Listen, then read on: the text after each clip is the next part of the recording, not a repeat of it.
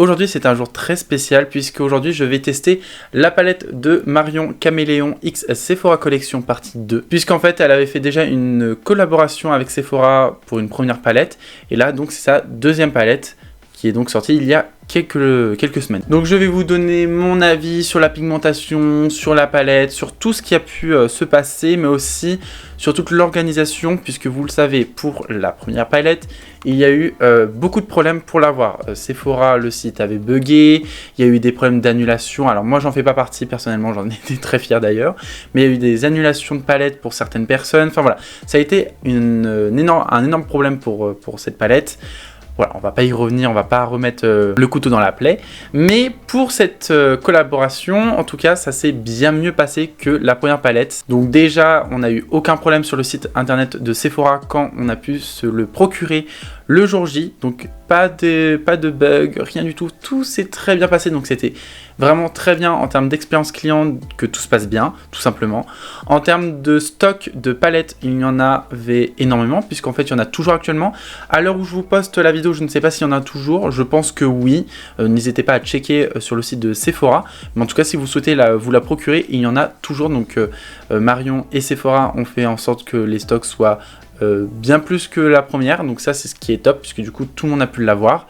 Donc elle se présente comme ceci, vraiment je suis fan. Pourquoi je suis fan? Parce que c'est des petites palettes. Comme la première, elle est vraiment de la même taille. Enfin voilà, il n'y a pas grand chose qui change à part bien sûr le look de la palette. Mais en termes de fard à paupières, de nombre de fards à paupières, du packaging, etc., pas grand chose change. Et ce qui est pas plus mal parce qu'elle est très petite entre guillemets avec beaucoup de fard du coup, et du coup c'est très pratique pour transporter. Moi je sais que la première collaboration avec Marion du coup et Sephora, je l'emmène à chaque fois, que ça soit en voyage ou quand je vais voir mes parents, enfin tout ça quoi. Donc je suis vraiment content parce qu'en plus c'est deux collaborations, vous savez que je suis fan de Marion, donc je suis ravi d'avoir eu sa première palette mais aussi sa deuxième. Bon du coup au vu de comment ça s'est passé, du stock etc, je l'aurais eu forcément, mais en tout cas j'étais vraiment bien présent à 18 h lors de sa sortie pour l'avoir, parce que j'avais justement eu peur quand même que les stocks soient un peu préparés que de la première, même si elle avait dit qu'il y aurait eu beaucoup plus de stocks. Je me suis dit bon voilà, peut-être qu'elle a augmenté les stocks, mais pas de là à que tout le monde puisse l'avoir. Mais bon, je l'ai quand même en ma possession, donc je suis très content. Donc au niveau du packaging, nous revenons à cela quand même. Donc des petites gouttes de rose pailleté, le nom Marion Caméléon avec un reflet comme vous pouvez le voir à la caméra. Quand on ouvre, donc on a ce type d'harmonie, donc ce qui est pas mal, je trouve c'est un peu original, le fait que le miroir soit différent qu'un miroir classique. Donc au niveau de l'harmonie, ça se présente comme ça. Moi, j'adore l'harmonie parce que vous avez donc une rangée de pastels, une rangée qui soit assez quand même intense, vous avez une rangée de pailleté et une rangée de nude. Donc ça c'est vraiment top. Comme elle disait dans sa vidéo, je vais pas me répéter puisque si vous voulez voir sa vidéo, vous avez qu'à aller la voir. Mais en tout cas, ces deux palettes se complètent. Ça veut dire que vous pouvez très bien vous réaliser un maquillage avec cette palette seule ou cette palette seule ou les deux combinés. Donc c'est ça qui est très très pratique. Voilà. Moi ce que je reproche, oui et non, on n'est pas retrouvé quand même un blanc. Parce que quand même le blanc pour moi c'est très très important, ou un beige, mais en tout cas soit un blanc, soit un beige, l'un des deux. Alors elle l'avait dit qu'elle voulait pas remettre des teintes de la première palette sur la deuxième, ce que je comprends tout à fait. Mais moi j'aurais bien aimé un petit blanc, juste un petit blanc, parce qu'en soi on n'a pas forcément un noir, mais on a quelque chose qui est assez foncé, donc qui peut nous permettre d'intensifier nos maquillages, donc c'est quand même pas mal. Mais j'aurais bien vu un petit blanc ou un petit beige pour histoire de pouvoir faire vraiment des réels contrastes. Mais bon, ça c'est vraiment pour chipoter, parce qu'en soi la palette est très très bien, je ne vais pas non plus la critiquer. D'ailleurs à ce propos, j'ai fait mes ongles assortis à la palette, voilà, parce qu'on veut être totalement dans le thème. Donc c'est réussi. Et puis voilà, sur ce je vous laisse avec ce tuto. On va commencer, on va faire quelque chose de très rapide au niveau du teint, puisqu'on va se focaliser principalement au niveau des yeux. Je vais commencer avec la Skin Tone de chez Kiko. Donc je mets sur l'ensemble de mon visage. Donc c'est une base qui va faire forcément tenir votre maquillage, mais qui va aussi contrôler et enlever les petites rougeurs qu'on peut avoir. Bon après c'est de manière subtile, hein, mais ça les enlève quand même pas mal. Pour mon fond de teint, alors je vais l'utiliser en tant qu'anti-cerne, puisqu'aujourd'hui je vais faire un truc un peu léger entre guillemets. Au niveau de mon teint, j'aime plus trop quand je mets énormément de couches sur ma peau. Donc je vais utiliser le Full Coverage en teinte WR01. Et du coup c'est avec un petit applicateur comme les anti-cernes. Donc je viens en appliquer au niveau de mon dessous d'œil, au niveau de ma moustache, du menton, du nez et un petit peu au niveau du front. Et puis avec mon pinceau, je viens donc estomper et le dégradé pour que ça puisse se fondre avec ma peau. J'en applique directement aussi sur mes paupières parce que je vais l'utiliser en tant que base à paupières. Donc j'estompe au niveau du front. Et du coup j'ai pris un petit pinceau parce que ça va beaucoup plus vite. Plus vite à étaler, plus vite à nettoyer aussi. Parce que je commence à en avoir ras le cul des éponges à laver pendant 15 minutes. Bon c'est une métaphore, hein. C'est pas vraiment pendant 15 minutes mais c'est plus long à laver qu'un pinceau. Donc c'est un peu chiant. J'en mets juste au niveau de mes rougeurs parce que je veux quand même un beau teint. Je viens aussi en mettre un petit peu au niveau du cou parce que j'ai pas mal de rougeur parce que je me suis rasé aujourd'hui forcément. Et c'est plutôt rouge, donc on va éviter ça. Ensuite, je vais utiliser un bronzer crème de chez Shiglam en teinte Love Cake. Non, excusez-moi, je me suis trompé, c'est en teinte Golden Sun. Donc je vais en appliquer ici. Donc j'en applique au niveau des creux des joues. Juste ici, je viens bien dégrader. Et je fais quelque chose de beaucoup plus fort que ce que on aimerait. Parce qu'avec la poudre, ça va s'atténuer. Je fais la même chose de l'autre côté. Vous devriez voir Maya en train de dormir. Elle est trop mignonne. Genre vraiment. Elle dort sur mon lit, forcément. Et elle est trop mignonne. Oh là là, mon Dieu. Oh, quelle boule d'amour, quand même. Hein. J'en mets au niveau de mon nez. C'est pour ça que je prends un petit pinceau biseauté tout petit, comme celui-ci, qui est très bien. Parce que comme ça, c'est beaucoup plus précis. Pour le nez. Après c'est pas très dérangeant s'il est tout petit pour le teint, j'arrive à aller vite au niveau de mon teint. Et puis ensuite au niveau du front et des tempes. Tac. Juste ici. Faut pas hésiter à bien en mettre aussi jusqu'aux racines des cheveux. Parce que s'il y a une ligne blanche, ça sera vraiment pas très joli. Donc c'est vraiment mieux de venir vraiment bien estomper vers le haut aussi. Blush crème pareil de chez Shiglam en teinte Love Cake cette fois-ci. Et là je vais en appliquer juste ici. J'ai d'ailleurs un énorme bouton à ce niveau là, donc j'espère qu'il va pas le faire ressortir, sinon ça va me dégoûter. J'ai bien l'impression. Bon après c'est des choses qui arrivent, hein. C'est pas très grave. Il va partir. J'aime bien juste reprendre mon pinceau fond de teint pour vraiment bien dégrader mon blush. Même mon bronzer par exemple. Pas que ça fasse juste des barres. J'ai poudré avec une poudre libre de chez Kiko de la collection Dolce Diva. Donc c'est une collection qui ne se fait plus, donc je suis désolé. Vous ne la trouverez nulle part. Mais bon, après des poudres libres similaires, vous en trouverez plein. C'est juste que celle-ci, je l'aime bien parce qu'elle floute un petit peu les pores. Et donc elle a vraiment un bel aspect sur votre peau. Si vous voulez une alternative, bon, elle coûte un peu cher par contre, c'est une SLA. Je sais plus comment elle s'appelle, mais elle se représente vraiment un peu comme dans ce format-là. Par contre je crois que le couvercle est argenté de mémoire et elle est très bien aussi, elle fait le même effet mais par contre c'est beaucoup plus cher. Dans d'autres marques moins chères j'en ai pas d'autres donc je suis désolé. Voilà, démerdez-vous. Je vais venir poudrer avec une houppette, c'est une houppette de chez Essela d'ailleurs. Donc je reprends mon pinceau fond de teint juste pour lisser mes petites ridules avant de poudrer. Parce que ça serait bête de poudrer des ridules, hein, ça serait vraiment très moche. Donc j'en ai prélevé mais j'enlève bien l'excédent sur le dos de ma main. Et je vais venir en appliquer délicatement sans trop en mettre. Parce que si j'en mets trop après les fards à paupières ne vont pas bien accrocher et ça sera vraiment pas très joli. Donc il faut vraiment en mettre une fine couche. Toujours l'anti-cerne entre guillemets, enfin le cerne pardon, en premier. Comme ça après vous êtes tranquille parce que c'est une zone qui bouge très rapidement, donc vaut mieux poudrer en premier. Et puis ensuite, je fais le reste de mon teint en tapotant bien évidemment. Et là, vous allez voir que le bronzer, le blush va vraiment s'atténuer. Surtout avec cette poudre libre, je trouve, elle l'atténue beaucoup plus que d'autres poudres. Donc, faut vraiment pas hésiter à en mettre pas mal au niveau du blush et du bronzer. Parce que sinon, vous allez plus avoir en fait grand chose. Et ça sert pas à grand chose finalement. On n'oublie pas de bien poudrer le cou aussi. Et puis ensuite au niveau du front. Ensuite je vais prendre la Multi-Finish Trio de chez Kiko. Donc vous avez un bronzer, un blush et un blush lumineux. Je dirais pas que ça c'est un highlighter parce que c'est très rosé. Et bon, en tant que highlighter quand même c'est assez rose. Donc je dirais plus que c'est vraiment un blush plutôt lumineux. Donc là vous avez le blush et le bronzer, pardon, comme je le disais précédemment. Donc je vais prendre un petit pinceau et puis je vais repasser. Parce que j'aime bien utiliser un bronzer crème en fait pour vraiment mettre une base entre guillemets. Et après venir avec la poudre pour venir repasser pour déjà que ça soit un peu plus intense.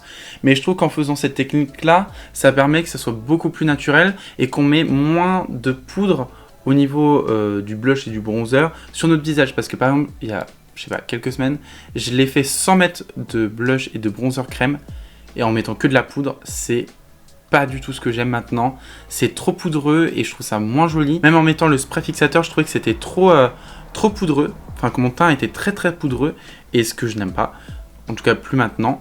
Et du coup, c'est pour ça. Je trouve que maintenant, en mettant du crème avant, ça permet d'avoir un teint beaucoup plus flawless, beaucoup plus joli en fait. Comme ça, vous mettez moins de poudre et c'est beaucoup plus naturel. Donc, je remets aux endroits stratégiques, donc au niveau des creux des joues, au niveau du front et des tempes. J'en remets au niveau du nez. Et puis j'en mets aussi un petit peu au niveau de l'os de la mâchoire, mais c'est très très léger. Donc j'ai commencé avec le bronzer, pardon, et là je vais prendre du coup le blush. Et puis petit aparté encore sur le bronzer et blush liquide, excusez-moi, j'en parle pendant des années.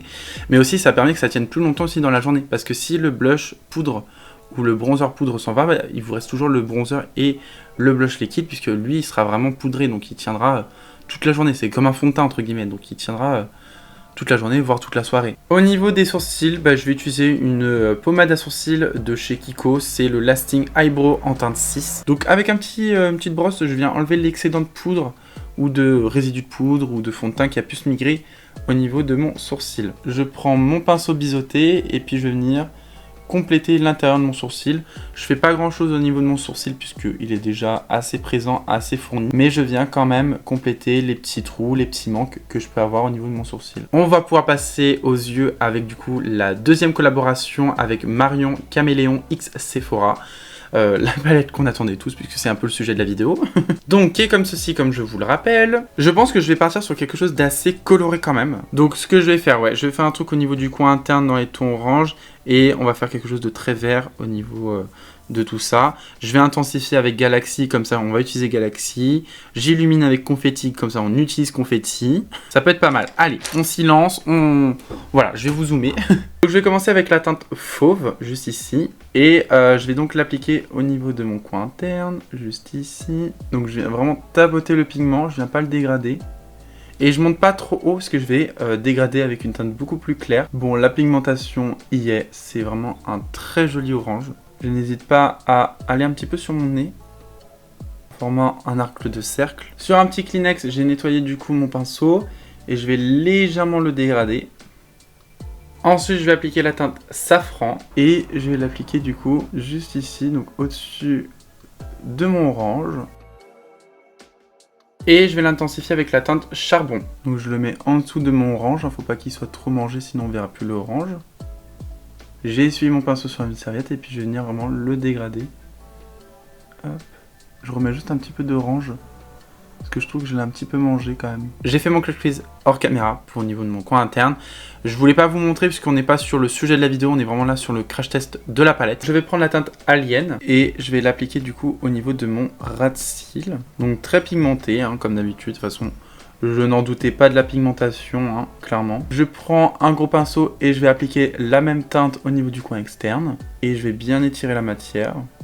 J'étire vers le coin interne sans trop toucher à ce qu'on a fait juste avant. Voilà, à peu près comme ça. Ça se dégrade en tout cas très facilement. Je trouve qu'il n'y a pas de difficulté à travailler les fards à paupières. Je trouve que ça se dégrade plutôt facilement alors qu'on est sur du vert, donc c'est pas une teinte très facile à travailler. Je suis limite choqué alors que d'habitude, enfin c'est pas que je galère, mais en tout cas, on sent que c'est quand même une couleur qui est dure à travailler. Et là, bah pas du tout quoi, c'est limite un plaisir quoi. Je vais prendre ensuite la teinte Diabolo et je vais venir vraiment le mettre sur la fin de mon dégradé. Après il va pas énormément se voir parce que j'ai déjà pas mal dégradé la teinte. Mais ça peut rajouter une petite nuance quand même. J'en applique aussi en dessous. Je vais intensifier avec la teinte Jungle et du coup je le mets au niveau du coin externe. Ah, il y a quelques chutes par contre, faire attention. Et puis ensuite je viens dégrader la teinte Jungle. Donc on prend son temps pour venir dégrader. Je prends un petit pinceau et puis je vais venir aussi en appliquer au niveau de mon ras de cils. Et ensuite, je vais prendre la teinte Galaxy pour vraiment encore plus intensifier. Mais je vais vraiment rester par contre au niveau du coin externe. Je ne vais vraiment pas trop m'étirer puisque du coup, c'est un fard un peu pailleté. Donc pour intensifier, en général, moi je préfère comme du mat. Donc on va y aller doucement. Donc j'en ai mis un tout petit peu à ce niveau-là, comme vous pouvez le voir. C'est très léger, mais en fait, ça va vraiment un petit peu intensifier quand même. Et je viens dégrader, pareil, cette teinte.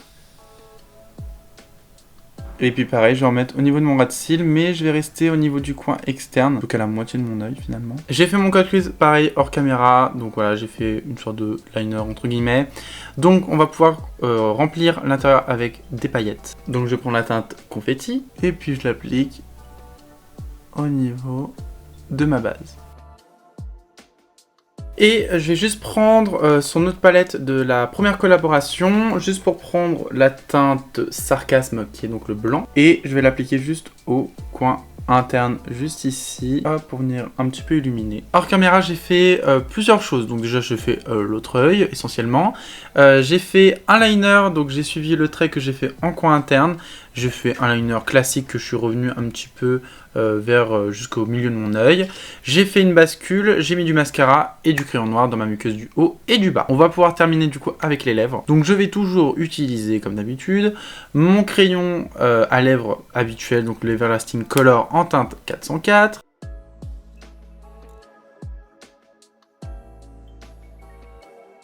Donc quand le contour est fait, je garde le crayon et je vais venir donc dégrader.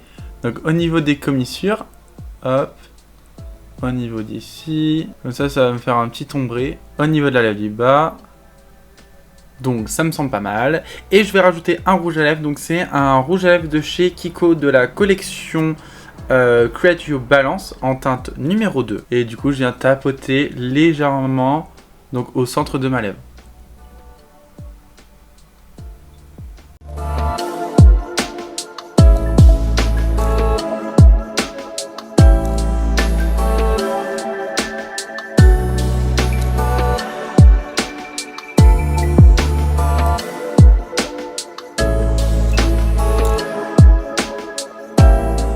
Ce tuto est donc terminé, je vais pouvoir donner mon avis concernant la palette, qu'est-ce que j'en pense, etc. Objectivement, je vais essayer d'être objectif malgré que je sois fan de Marion, comme vous le savez. Je ne vais pas me répéter un milliard de fois. Alors, qu'est-ce que j'en pense? La pigmentation, excellente. Vraiment, j'adore la pigmentation. C'est super pigmenté, mais à la fois, c'est pas non plus dur à travailler les pigments. Ça s'estompe plutôt facilement, ça se travaille facilement, ça fait pas de taches. Enfin, voilà, c'est vraiment facile à travailler pour que ça puisse convenir à un débutant mais aussi à un professionnel. 2 points quand même à souligner. Les paillettes sont très jolies d'ailleurs, mais par contre les paillettes ont tendance à chuter énormément et ça a tendance à rester sur le teint. Ça c'est vraiment dommage. Après c'est pas de sa faute je pense parce qu'en soi tous les pailletés compacts comme ça accroche beaucoup au teint et ça a du mal à s'enlever. Donc on se retrouve vite avec le teint pailleté. Bon après ça reste correct, hein, on n'est pas non plus une boule à facettes, mais c'est vrai que j'aime pas trop avoir des petites paillettes sur le teint, c'est pas très joli, enfin en tout cas moi je trouve ça pas très joli. Donc c'est vraiment le petit bémol, mais aussi les chutes de fard à paupières en globalité. Entre autres, les chutes de fard à paupières, que ce soit mat ou irisé, c'est vraiment un carnage. Je me suis retrouvé avec une tonne de chutes de verre juste ici, ça a été abominable. Donc il faut y aller doucement, surtout que le verre, si ça tombe, ça peut vite faire cerne, ça peut vite faire tache, ça peut vite faire moche.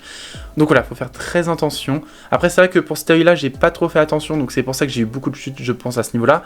Puisqu'ici, j'ai pas eu trop de chutes. Les seuls moments où j'ai eu des chutes, je vous l'ai dit, et je l'ai enlevé assez facilement. Mais là, c'est vrai que j'ai pas trop fait attention, je pense, pendant mon maquillage, parce que je voulais que ça se termine assez rapidement. Sinon, j'ai rien d'autre à vous dire, vraiment, j'aime trop la palette, j'aime trop l'ambiance, j'aime trop aussi le packaging, la DA aussi, tout ce qui a été fait pour, par exemple, le PR, mais aussi le teaser, les looks qu'elle a pu faire. Enfin, franchement, tout a été bien fait, bien pensé, et j'ai trouvé que ça a été une très belle deuxième collaboration. D'ailleurs, petite information, le vlog sortira bien la semaine prochaine. Après, j'ai pas filmé grand chose, donc je vous promets pas grand chose.